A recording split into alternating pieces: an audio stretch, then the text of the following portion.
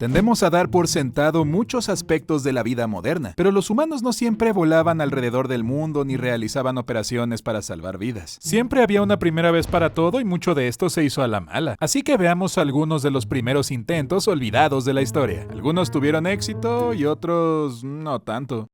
Número 5. El primer vuelo internacional. ¿Sabías que el primer vuelo internacional lo realizaron dos hombres casi desnudos? La invención del globo de hidrógeno en 1783 desató una manía por descubrir los límites de los viajes aéreos. Semanalmente se establecían nuevos récords y la búsqueda de pasar a la historia como el primer hombre en hacer algo. En una fría mañana del 7 de enero de 1785, dos hombres, el inventor francés Jean-Pierre Blanchard y el médico americano John Jeffries, se propusieron hacer historia haciendo algo que ningún hombre había hecho antes. Intentar volar un globo propulsado por gas a través del Canal de la Mancha desde Dover, Inglaterra, hasta Guinness, Francia. El vuelo sería de aproximadamente 21 millas sobre el agua y sería la primera vez en la historia que un hombre viajaría internacionalmente de un país a otro en el aire. Después de pasar la mañana preparando sus suministros y lanzando un pequeño globo de prueba, Blanchard y Jeffries subieron a su canasta y lanzaron su globo hacia Francia. Al principio todo parecía ir muy bien. Habían preparado lastres que ayudaban a estabilizar su canasta y que también servían como pesas que podían arrojarse por la borda cuando el globo empezaba a bajar. Durante la primera mitad del vuelo, los hombres lanzaron periódicamente un lastre para recuperar algo de elevación en el aire cada vez que el globo comenzaba a hundirse. Poco menos de 2 horas después de su vuelo, los hombres divisaron la costa francesa a lo lejos y comenzaron a celebrar. Estaban a punto de hacer historia, pero la emoción rápidamente se transformó en preocupación cuando se dieron cuenta de que su globo estaba a punto de empezar a perder altitud y ya habían tirado todos los lastres. Aún a kilómetros de la costa francesa y del furioso Canal de la Mancha, cada vez más cerca debajo de ellos, ambos comenzaron a arrojar cosas por la borda. Primero los remos de seda que pensaban que podían usar para remar en el aire. Luego sus instrumentos científicos y comida. Todo lo que no fuera esencial fue arrojado por la borda, pero nada pareció ayudar mientras el globo seguía cayendo cada vez más cerca del agua. Los hombres, ahora presas del pánico, comenzaron a desnudarse y arrojar su ropa al agua en un intento desesperado por perder todo el peso posible. Cuando todo parecía perdido, el globo recibió una ráfaga de aire que elevó a los hombres, ahora casi desnudos, en el aire el tiempo suficiente para llegar a la costa de Francia. La euforia de escapar de la muerte ahogándose en el Canal de la Mancha se encontró rápidamente con la comprensión de que en su lugar podrían morir en la costa francesa, ya que ahora perdían altitud en un bosque. Un choque contra uno de los árboles los arrojaría unos 100 pies en caída libre hacia el suelo. Sin nada más de qué deshacerse, los hombres se dieron cuenta de que no habían orinado en todo el día. Ellos comenzaron a orinar en extremos opuestos que rápidamente arrojaron por la borda. En los informes de Jeffries sobre el vuelo, se escribe que entre los dos pudieron perder alrededor de 5 libras de orina, y eso les salvó la vida. El globo permaneció en el aire el tiempo suficiente para no estrellarse contra los árboles, y cuando se abrió un claro más adelante, los hombres comenzaron a agarrarse de las ramas cercanas e hicieron un aterrizaje seguro. Los hombres fueron recibidos por seguidores que vinieron a traerlos de regreso para celebrar su logro de ser los primeros hombres en volar sobre el Canal de la Mancha. Al ver que ambos venían en ropa interior, sus fans les entregaron sus chaquetas para que se cubrieran antes de escoltarlos de regreso. Supongo que para ellos las cámaras aún no se habían inventado. Número 4. El primer semáforo. Estamos a mediados del siglo XIX y Londres tiene un gran problema con los carruajes tirados por caballos, pues la gente sigue matándose en ellos. En 1866, 1.102 personas murieron y 1.334 resultaron heridas en accidentes de carruajes de caballos en las calles de Londres. Para ponerlo en perspectiva, en Los Ángeles hubo 364 muertes por accidentes de tránsito en 2023. Básicamente tenías 3 veces más probabilidades de morir en un accidente de tráfico en el Londres de 1860 que en Los Ángeles en la actualidad. Era un problema enorme y un hombre llamado John P. Knight dio un paso al frente para resolverlo. Knight trabajaba como administrador de ferrocarriles y se le ocurrió llevar este sistema a las calles de Londres. Su diseño utilizó un sistema de banderas de semáforo similar durante el día y una luz de gas que cambiaba de verde a rojo durante la noche. Todo el semáforo sería operado manualmente por un oficial de policía que se encontraba bajo la señal. El diseño se finalizó y pronto se instaló en la plaza del Parlamento de Londres el 9 de diciembre de 1868. El invento fue recibido con una mezcla de curiosidad y escepticismo. Al principio los londinenses vieron este invento con sus luces y se preguntaban qué rayos significaba cada una. Los conductores discutían entre ellos, los caballos, como era de esperar, no sabían qué significaban las luces y seguían avanzando. Incluso se informó que un caballo mordisqueó el brazo del semáforo, como si fuera botana. A pesar de la confusión inicial, los londinenses poco a poco comenzaron a apreciar este invento. Y las cosas estuvieron bien durante aproximadamente un mes. Verás, en enero del año siguiente, apenas un mes después, el gas de la lámpara se fugó, provocando una explosión que arrojó gas ardiente sobre el policía que manejaba el semáforo, matándolo en el acto. Como era de esperar, al Parlamento no le hizo mucha gracia ver a la gente convertida en antorchas humanas en medio de su plaza. Entonces se eliminó ese semáforo y no volverían a ver otro hasta 1929, cuando ya había electricidad. Número 3. El primer salto en paracaídas. Ok, regresamos a finales de la década de 1790 en Francia. Y como recordarás, los globos aerostáticos estaban muy de moda. Un hombre llamado André-Jacques Gagnerin está trabajando arduamente en el desarrollo de lo que se convertirían en los primeros paracaídas del mundo. Lo que sucede con Gagnerin es que no solo estaba diseñando estas cosas, sino que también era el piloto de pruebas. Sus demostraciones públicas lo convertirían en alguien controversial. En una ocasión se llevó a una mujer en un globo, lo que molestó a muchos funcionarios. La policía protestó por el evento, diciendo que los delicados órganos de una mujer no podrían soportar las grandes altitudes y que podría matarla. Lo hizo de todos modos y, como era de esperarse, la mujer estaba muy bien. Pero quizás la mayor contribución que hizo Gagnerin a la aeronáutica fue su primer salto en paracaídas. El 22 de octubre de 1797, en el Parque Monceau, Gagnerin estaba en una canasta atada a su paracaídas de seda que estaba conectado a un globo aerostático.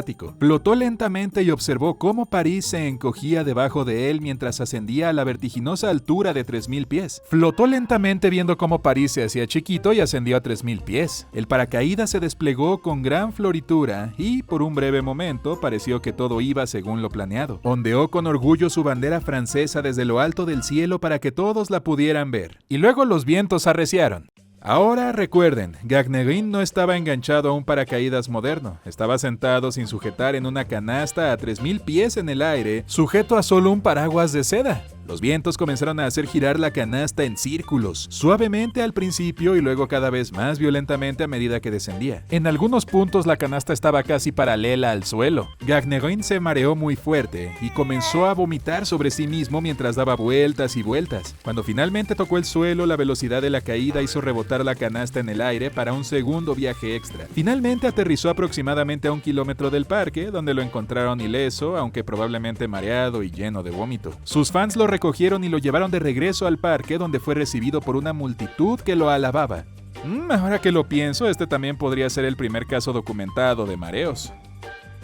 Número 2. El primer ataque submarino. Para nuestra próxima historia retrocederemos unos años hasta 1776 y la Guerra Revolucionaria Americana está en pleno apogeo. La Armada Británica es la flota más poderosa del mundo y el HMS Eagle mantiene un estricto bloqueo sobre el puerto de Nueva York. A los estadounidenses, enormemente superados en armas, se le ocurrió un invento al que llamaron la Tortuga, que terminó siendo utilizado en lo que ahora se conoce como el primer ataque submarino documentado de la historia. Esto en realidad no funcionó, pero igual es una historia interesante, así que te la contaré. La idea del inventor estadounidense David Bushnell era que la Tortuga era un pequeño submarino con forma de huevo, hecho completamente de roble. Un solo piloto se sentaría erguido en el huevo y usaría pedales para operar una pequeña hélice que haría avanzar a la Tortuga bajo el agua. Imagínate andar en una bicicleta estática en un pequeño barril, en completa oscuridad y con poco aire para respirar. Eso es básicamente lo que se siente al intentar pilotear esta cosa. Pero los americanos estaban desesperados por intentar cualquier cosa para romper este bloqueo. El 7 de septiembre de ese año, el sargento Ezra Lee se subió a su Tortuga. Su misión era pilotarla sin ser detectado hasta el HMS Eagle y colocar una carga explosiva en el fondo del barco. La bomba se montó en la Tortuga y se unió a un cabezal que Lee usaría para perforar manualmente el casco de madera del barco. Al amparo de la oscuridad, el sargento Lee comenzó a pedalear bajo el agua hacia el barco y llegó sin ser detectado. Y luego, usando una bomba manual para llenar el fondo del submarino con agua, se sumergió en la Tortuga hasta llegar debajo del barco. Una vez en posición y con solo 30 minutos de aire, el sargento Lee comenzó a girar el taladro para colocar explosivos. Cuando comenzó a perforar, el sargento se frustró. El taladro no parecía estar entrando en el barco como debería, pues resulta que el casco del HMS Eagle había sido mejorado con un revestimiento de cobre para protegerse de daños, y por mucho que Lee intentó taladrar, no pudo perforar esta capa protectora de metal. Al quedarse sin oxígeno, finalmente se dio por vencido, se preparó y soltó la carga en el agua, y pedaleó lo más rápido que pudo con el oxígeno casi agotado. Hay algunos informes de que los marines británicos lo vieron y comenzaron a perseguirlo en un bote de remos, pero logró escapar ileso. Al regresar sano y salvo de su misión fallida, el general George Washington elogió al sargento Lee por su valentía y lo hizo parte de su servicio secreto. Número 1. Primera transfusión de sangre. Ok, este es muy loco, porque implica transferir sangre de un animal a un humano. Estamos a mediados del siglo XVII y los humanos todavía están descubriendo cómo funciona el cuerpo humano. Las mejores prácticas médicas en ese momento se realizaban en el barbero local y a menudo había sanguijuelas. Este es Jean-Baptiste Denis, un médico francés decidido a dejar su huella en el mundo médico. Ahora bien, lo que debes saber sobre Denis es que provenía de una universidad menos prestigiosa, por lo que la élite médica de París se burlaba de él y lo marginaba. Esto creó una intensa necesidad de demostrar que era tan bueno como los médicos ricos que nacían con todo. La investigación médica de vanguardia de la época se centró en la posibilidad de las transfusiones de sangre como posible cura para enfermedades, y en 1667 comenzó una acalorada rivalidad entre Gran Bretaña y Francia para ver qué país podía realizar con éxito la primera transfusión de sangre humana. Los británicos habían extraído sangre de un perro y la habían puesto en otro, lo que inicialmente los puso a la cabeza mientras los médicos franceses se esforzaban por alcanzarlos. Denis comenzó a realizar experimentos con un cirujano barbero llamado Paul Emery,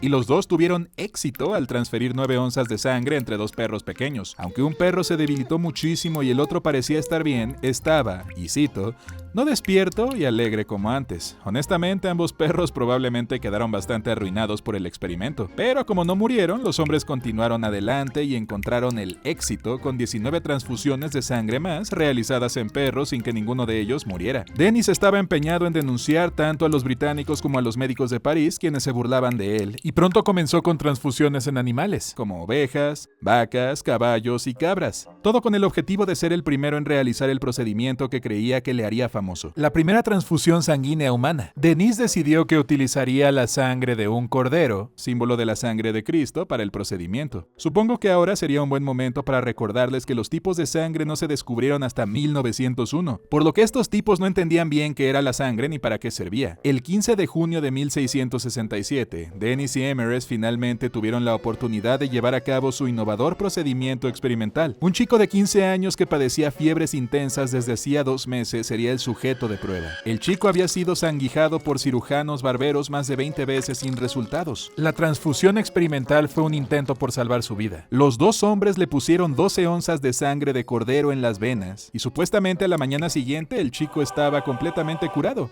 Luego Denis intentó otra transfusión de sangre con un barbero de mediana edad, esta vez con sangre de oveja. Nuevamente no murió y pensó que era su boleto al éxito.